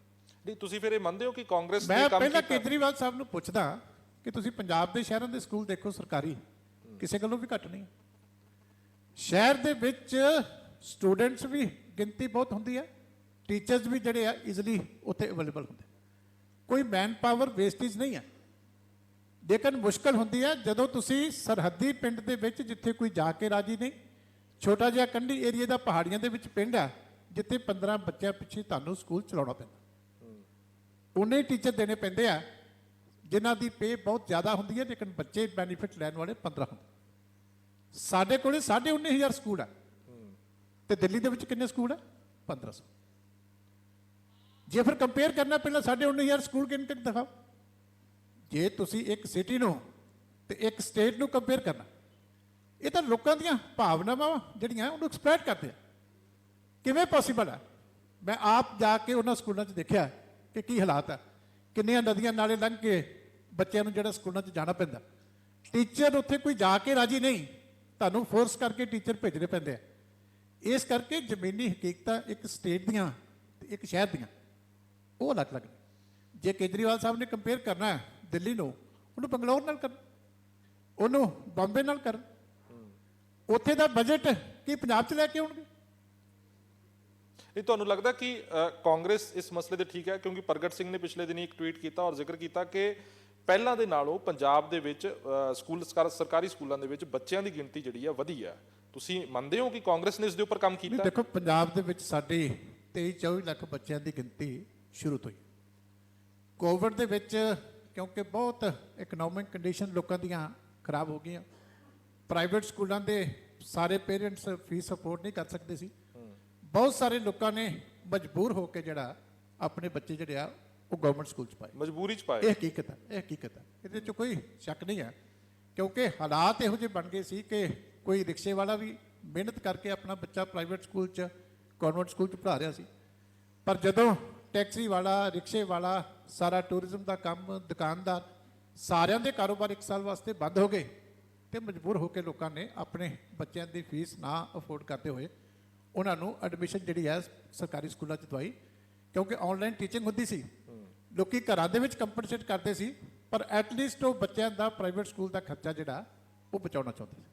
ਕਿਉਂਕਿ ਨਾ ਤਾਂ ਪ੍ਰਾਈਵੇਟ ਸਕੂਲਾਂ ਦੇ ਵਿੱਚ ਹੀ ਜਿਹੜੇ ਖੁੱਲ੍ਹੇ ਸੀ ਉੱਥੇ ਵੀ ਆਨਲਾਈਨ ਟੀਚਿੰਗ ਸੀ। ਇਸ ਕਰਕੇ ਜਿਹੜੇ ਲੋਕੀ ਫੀਸਾਂ ਨਹੀਂ ਅਫੋਰਡ ਕਰਦੇ ਸੀ ਉਹਨਾਂ ਨੇ ਆਪਣੇ ਬੱਚੇ ਸਰਕਾਰੀ ਸਕੂਲਾਂ 'ਚ ਮਜਬੂਰੀ ਨਾਲ ਸ਼ਿਫਟ ਕੀਤੇ ਆ। ਇਹ ਨਹੀਂ ਕਿ ਕੋਈ ਬਹੁਤ ਵੱਡੀ ਚੇਂਜ ਆ ਗਈ, ਉਹ ਪੋਸੀਬਿਲਿਟੀ ਨਹੀਂ ਹੈ। ਠੀਕ ਹੈ। ਲੇਕਿਨ ਐਜੂਕੇਸ਼ਨ ਚਾਹੀ ਹੈ ਕਿ ਕੋਵਿਡ ਨੇ ਇਫੈਕਟ ਕੀਤਾ, ਥੋੜੀ ਬੱਚਿਆਂ ਦੀ ਗਿਣਤੀ ਵਧੀ। ਐਜੂਕੇਸ਼ਨ ਦੇ ਉੱਪਰ ਜਦੋਂ ਕਾਂਗਰਸ ਘਿਰਦੀ ਹੈਗੀ ਹੈ, ਵਿਰੋਧੀ ਘੇਰਦੇ ਨੇ ਔਰ ਇਹ ਕਹਿੰਦੇ ਨੇ ਕਿ ਅਗਰ ਐਜੂਕੇਸ਼ਨ ਦੇ ਵਿੱਚ ਸੁਧਾਰ ਲਿਆਂਦਾ ਹੈ ਕਾਂਗਰਸ ਨੇ ਤਾਂ ਫਿਰ ਅਧਿਆਪਕ ਧਰਨਾ ਕਿਉਂ ਲਾ ਰਹੇ ਨੇ? ਉਹ ਅਧਿਆਪਕ ਇਹ ਕਹਿੰਦੇ ਨੇ ਕਿ 10 ਸਾਲ ਅਕਾਲੀ ਦਲ ਦੀ ਵੀ ਸਰਕਾਰ ਰਹੀ ਹੈ, ਸਾਨੂੰ ਉਸ ਵੇਲੇ ਰੈਗੂਲਰ ਨਹੀਂ ਕੀਤਾ ਗਿਆ। ਦੇਖੋ, ਗੱਲ ਹੈ, ਪਹਿਲਾਂ ਤਾਂ ਮੇਰੀ ਜ਼ਿੰਮੇਵਾਰੀ ਹੈ ਮੈਂ ਆਪਣਾ ਅੰਕੜਾ ਤੁਹਾਨੂੰ ਦਿਆਂ। ਤੁਸੀਂ 2016 ਦਾ ਗੁੱਡ ਗਵਰਨੈਂਸ ਦਾ ਇੰਡੈਕਸ ਦਾ ਜਿਹੜਾ government of India the publication ਹੈ ਉਹਦੇ ਵਿੱਚ ਕੰਪੇਅਰ ਕਰਕੇ ਦੇਖੋ, ਉਸ ਵੇਲੇ ਮੇਰੇ ਟਾਈਮ ਦੇ ਉੱਤੇ ਪੰਜਾਬ ਨੈਸ਼ਨਲ ਲੈਵਲ ਤੇ ਸੈਕੰਡ ਸੀ, ਦਿੱਲੀ ਸਾਡੇ ਤੋਂ ਪਿੱਛੇ ਸੀ। ਔਰ ਅਕੈਡਮਿਕ ਪੱਧਰ ਦੇ ਉੱਤੇ ਵੀ ਪੰਜਾਬ ਮੱਚ ਬੈਟਰ ਸੀ, ਹੁਣ 27ਵੇਂ ਨੰਬਰ ਦੇ ਉੱਤੇ ਪਹੁੰਚ ਗਿਆ। ਇਹ ਮੇਰਾ ਅੰਕੜਾ ਨਹੀਂ ਹੈ, ਗੁੱਡ ਗਵਰਨੈਂਸ ਇੰਡੈਕਸ ਤੁਸੀਂ ਦੇਖ ਲਓ। ਗਵਰਨਮੈਂਟ ਆਫ ਇੰਡੀਆ ਨੇ 6 ਡਿਪਾਰਟਮੈਂਟਾਂ ਦਾ ਕੰਪੈਰੀਜ਼ਨ ਕੀਤਾ ਸੀ ਤੇ ਉਸ ਵੇਲੇ ਜਿਹੜੀ ਹੈ ਸਾਡੀ ਅਕੈਡਮਿਕ ਸਟੈਂਡਰਡ ਜਿਹੜੇ ਆ ਅੱਜ ਨਾਲੋਂ ਬੈਟਰ ਸੀ। ਹੁਣ ਅਸੀਂ ਜਿਹੜੇ ਹੈ ਕੁਝ ਚੀਜ਼ਾਂ ਦੇ ਵਿੱਚ ਅੱਗੇ ਆ, ਅਕੈਡਮਿਕ ਲੈਵਲ ਦੇ ਉੱਤੇ ਅਸੀਂ ਪਿੱਛੇ ਗਏ। ਮੈਂ ਕੋਈ ਇਹ ਨਹੀਂ ਕਿ ਇਹਨਾਂ ਦੀ ਕਾਰਗੁਜ਼ਾਰੀ ਨੂੰ ਕੰਡੈਮ ਕਰਨਾ ਚਾਹਨਾ, ਪਰ ਜੋ ਹਕੀਕਤ ਹੈ, ਜੋ ਇੰਡੀਪੈਂਡੈਂਟ ਜਿਹੜੇ ਅੰਕੜੇ ਆ ਜਿਹਨੂੰ ਤੁਸੀਂ ਕੰਪੇਅਰ ਕਰ ਸਕਦੇ ਹੋ, ਉਹਦੇ ਵਿੱਚ 2016 ਦਾ ਡਾਟਾ 2019 ਚ ਆ ਕੇ ਉਹ ਸਾਰੀ ਰਿਪੋਰਟ ਰਿਵੀਲ ਹੋਈ ਹੈ, ਹਰ ਜਗ੍ਹਾ ਦੇ ਉੱਤੇ ਅਵੇਲੇਬਲ ਹੈ। ਉਹਦੇ 'ਚ ਤੁਸੀਂ ਦੇਖ ਲਓ ਕਿ ਉਸ ਵੇਲੇ ਵੀ ਅਸੀਂ ਦਿੱਲੀ ਨਾਲੋਂ ਅੱਗੇ ਸੀ। ਅੱਛਾ, ਬੇਅਦਬੀ ਦਾ ਮਸਲੇ ਦੀ ਗੱਲ ਕਰੀਏ ਤਾਂ ਤੁਹਾਨੂੰ ਸ਼੍ਰੋਮਣੀ ਅਕਾਲੀ ਦਲ ਨੂੰ ਕਿਉਂ ਲੱਗਦਾ ਹੈ, ਤੁਸੀਂ ਕੱਲ ਪ੍ਰੈਸ ਕਾਨਫਰੰਸ ਵੀ ਕੀਤੀ ਇਸ ਮਸਲੇ ਦੇ ਉੱਪਰ, ਕਿ ਅਕਾਲੀ ਦਲ ਨੂੰ ਇਸ 'ਚ ਫਸਾਉਣ ਦੀ ਕੋਸ਼ਿਸ਼ ਹੋ ਰਹੀ ਹੈ ਜਾਂ ਬਾਦਲ ਪਰਿਵਾਰ ਨੂੰ ਇਸ ਵਿੱਚ? ਦੇਖੋ, ਮੈਂ ਕਿਹਾ ਹੁਣ ਤਾਂ ਕੋਈ ਜ਼ਿਆਦਾ ਸਾਨੂੰ ਐਵੀਡੈਂਸ ਦੇਣ ਦੀ ਲੋੜ ਨਹੀਂ ਪੈ ਜਾਂਦੀ। ਜਿਹੜੀ ਕੁੰਵਰ ਵਿਜੇ ਪ੍ਰਤਾਪ ਦੇ ਮਾਮਲੇ ਦੇ ਵਿੱਚ ਜਸਟਿਸ ਸ਼ਾਹਰਾਵਤ ਦੀ 91 ਪੇਜ ਦੀ ਜੱਜਮੈਂਟ ਹੈ, ਉਹਨੇ ਸਾਰੀ ਪਿਕਚਰ ਦੇਸ਼ ਦੇ ਸਾਹਮਣੇ ਕਲੀਅਰ ਕਰ ਦਿੱਤੀ, ਜਿਹਦੇ ਵਿੱਚ ਲਿਖਿਆ ਹੋਇਆ ਹੈ ਭਈ ਕੁੰਵਰ ਵਿਜੇ ਪ੍ਰਤਾਪ ਦੀ ਸਾਰੀ ਇਨਵੈਸਟੀਗੇਸ਼ਨ ਪੋਲੀਟੀਕਲੀ ਮੋਟੀਵੇਟਡ ਸੀ। ਸਰਕਾਰ ਦੇ ਨਾਲ ਰਲ ਕੇ ਆਪਣੇ ਵਿਰੋਧੀਆਂ ਨੂੰ ਟਾਰਗੇਟ ਕੀਤਾ ਜਾਂਦਾ ਸੀ ਔਰ ਕੋਸ਼ਿਸ਼ ਕੀਤੀ ਜਾ ਰਹੀ ਸੀ ਕਿ ਉਹਦਾ ਪੋਲੀਟੀਕਲ ਫਾਇਦਾ ਜਿਹੜਾ ਉਹ ਰੂਲਿੰਗ ਡਿਸਪੈਂਸਰ ਨੂੰ ਦਿੱਤਾ ਜਾਵੇ। ਜਾਂਚ ਬੇਹੂਦਾ ਸੀ। ਇਸ ਤਰ੍ਹਾਂ ਦੇ ਲਫ਼ਜ਼ ਉਸ ਜਾਂਚ ਦੇ ਬਾਰੇ ਚ ਲਿਖੇ ਆ। ਸਾਰੀ ਉਹ ਜਿਹੜੀ ਉਹਦੀ ਇਨਵੈਸਟੀਗੇਸ਼ਨ ਸੀ ਕੋਰਟ ਨੇ ਕੁਐਸ਼ ਕਰ ਦਿੱਤੀ ਔਰ ਉਹ ਅਫਸਰ ਜਿਹਦੇ ਸੋਧੇ ਗਾਏ ਜਾਂਦੇ ਸੀ ਵਿਧਾਨ ਸਭਾ ਦੇ ਵਿੱਚ ਕਿ ਕੁੰਵਰ ਵਿਜੇ ਪ੍ਰਤਾਪ ਹੀ ਇੱਕ ਇਹੋ ਜਿਹਾ ਅਫਸਰ ਹੈ ਕਿ ਜਿਹੜਾ ਦੇਖਿਓ ਬੇਅਦਬੀ ਦੇ ਕੇਸਾਂ ਦੇ ਵਿੱਚ ਕੋਟਪੂਰਾ ਫਾਇਰਿੰਗ ਦੇ ਵਿੱਚ ਕੀ ਕੁਝ ਕੱਢ ਕੇ ਲੈ ਕੇ ਆਏਗਾ। ਉਸ ਅਫਸਰ ਨੂੰ ਰਿਜ਼ਾਈਨ ਕਰਕੇ ਭੱਜਣਾ ਪਿਆ ਕਿਉਂਕਿ ਉਹ ਸਰਵਿਸ ਤੋਂ ਡਿਸਮਿਸ ਹੋ ਸਕਦਾ ਸੀ। ਇਮੀਡੀਏਟਲੀ ਇਹਨਾਂ ਨੇ ਉਹਦਾ ਬਚਾਅ ਕਰਨ ਵਾਸਤੇ ਤੇ ਉਹਨੂੰ ਰਿਜ਼ਾਈਨ ਲੈ ਕੇ ਤੇ ਲੀਵ ਕੀਤਾ ਡਿਊਟੀ ਤੋਂ। ਜੇ ਜਾਲਸਾਜੀ ਨਹੀਂ ਹੋ ਰਹੀ ਤੇ ਐਡੀ ਵੱਡੀ ਜੱਜਮੈਂਟ ਸਰਕਾਰ ਦੇ ਖਿਲਾਫ ਕਿਉਂ ਆਈ? ਤੇ ਹੁਣ ਕੀ ਹੋ ਰਿਹਾ ਕਿ ਇਹ ਜਿਹੜੇ ਸਾਡੇ ਮੁੱਖ ਮੰਤਰੀ ਸਾਹਿਬ ਆ ਜਿਹੜੇ ਥੋੜੀ ਦੇਰ ਪਹਿਲਾਂ ਇਸ ਚੇਅਰ ਤੇ ਬੈਠੇ ਸੀ ਤੇ ਸਾਡੇ ਗ੍ਰਹਿ ਮੰਤਰੀ ਸਾਹਿਬ ਇਹ ਖੁਦ ਕਨਸਪੀਰੇਟਰ ਬਣ ਕੇ ਤੇ ਉੱਥੇ ਟੀਮ ਨੂੰ ਐਸਆਈਟੀ ਨੂੰ ਬੁਲਾ ਕੇ ਆਦੇਸ਼ ਦਿੰਦੇ ਆ ਕਿ ਤੁਸੀਂ ਕਿਸੇ ਤਰੀਕੇ ਸਰਦਾਰ ਸੁਖਬੀਰ ਸਿੰਘ ਬਾਦਲ ਦਾ ਨਾਮ ਐਡ ਕਰ ਦਿਓ। ਗਵਰਨਰ ਹਾਊਸ ਦੇ ਵਿੱਚ ਮੀਟਿੰਗ ਹੋਈ ਅਨੈਕਸੀ ਦੇ ਵਿੱਚ। ਅਸੀਂ ਟਾਈਮ ਕੱਲੇ ਕੱਲੇ ਜਿਹੜੇ ਅਫਸਰ ਸ਼ਾਮਲ ਹੋਏ ਜਿਹੜਾ ਮਿਨਿਸਟਰ ਸ਼ਾਮਲ ਹੋਇਆ ਉਹਦਾ ਵੇਰਵਾ ਦਿੱਤਾ। ਅੱਜ ਤੱਕ ਦੱਸੋ ਇੱਕ ਵੀ ਥਾਂ ਕਿਤੇ ਨੇ ਖੰਡਨ ਕੀਤਾ ਹੋ? ਨਹੀਂ, ਤੁਹਾਨੂੰ ਲੱਗਦਾ ਕਿ ਇਸ ਚੀਜ਼ ਦਾ ਅਸਰ ਇਸ ਚੋਣਾਂ 'ਚ ਪਏਗਾ? ਕਿਉਂਕਿ ਪਿਛਲੇ ਚੋਣਾਂ ਦੇ ਵਿੱਚ ਇਹੀ ਪ੍ਰਚਾਰ ਅਕਾਲੀ ਦਲ ਖਿਲਾਫ ਹੋਇਆ ਸੀ, ਕਾਂਗਰਸ ਨੇ ਕੀਤਾ ਸੀ। ਅਗਰ ਇਹੀ ਪ੍ਰਚਾਰ ਦੁਬਾਰਾ ਕਾਂਗਰਸ ਕਰਦੀ ਹੈ ਤਾਂ ਫਿਰ ਤੁਹਾਨੂੰ ਲੱਗਦਾ ਕਿ ਇਸ ਦਾ ਅਸਰ ਪਏਗਾ? ਬਿਲਕੁਲ ਨਹੀਂ। ਹੁਣ ਜਨਤਾ ਸਮਝ ਗਈ ਕਿ ਇਹ ਦੋਵੇਂ ਇਸ਼ੂ ਜਿਹੜੇ ਆ ਇਹ ਸਿਰਫ ਰਾਜਨੀਤਿਕ ਲਾਹਾ ਲੈਣ ਵਾਸਤੇ ਉਠਾਏ ਗਏ। ਬੇਅਦਬੀਆਂ ਉਸ ਤੋਂ ਬਾਅਦ ਕਿੰਨੀਆਂ ਹੋਈਆਂ? ਸ਼੍ਰੀ ਗੁਰੂ ਗ੍ਰੰਥ ਸਾਹਿਬ ਦਾ ਇੱਕ ਜਿਹੜਾ ਸੂਖਮ ਸਰੂਪ ਪਟਿਆਲੇ ਦੇ ਨੇੜੇ ਪਿੰਡ ਦੇ ਵਿੱਚ ਕਿੰਨੀ ਦੇਰ ਤੋਂ ਗਾਇਬ ਹੈ? ਕੀ ਇਹ ਸਰਕਾਰ ਰੋਕ ਪਾਈ? ਕੀ ਇਹਨੂੰ ਟ੍ਰੇਸ ਕਰ ਪਾਈ? ਲੇਕਿਨ ਉਸ ਇਸ਼ੂ ਨੂੰ ਇਹਨਾਂ ਨੇ ਇਸ ਲੈਵਲ ਤੱਕ ਗੰਦੀ ਰਾਜਨੀਤੀ ਕਰਕੇ ਤੇ ਪ੍ਰਚਾਰ ਕੀਤਾ। ਅੱਜ ਜਿਹੜੀ ਜਨਤਾ ਦੂਜੇ ਤਰੀਕੇ ਸੋਚਦੀ ਹੈ। ਹੁਣ ਸਜ਼ਾ ਇਹਨਾਂ ਨੂੰ ਮਿਲਦੀ ਵਾਰੀ ਹੈ।